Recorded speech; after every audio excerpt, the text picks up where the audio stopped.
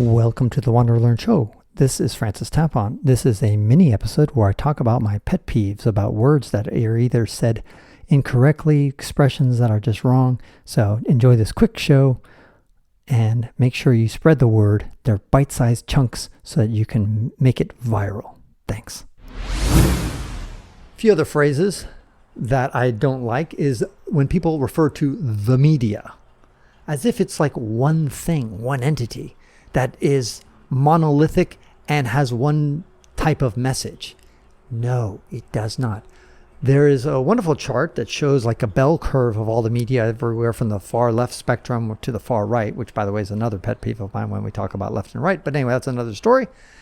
But the media is made up of a bunch of different voices. You have more objective sources like the Associated Press, which are kind of in the middle.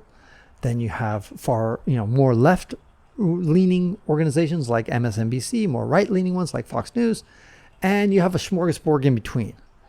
And so the idea that there's the media, generally speaking, what people want to say, they want to say the mainstream media, but it's not the media. There's some media out there that's wacky. It's basically Marxist, communist stuff. And then there's other people who are just crazy libertarians who are just complete free market nutheads and other things. And that's like me. But there's a huge spectrum of media out there, especially saying thanks to the internet, you've got a proliferation of media sources. So let's just call it the media. What you want to say is the mainstream media.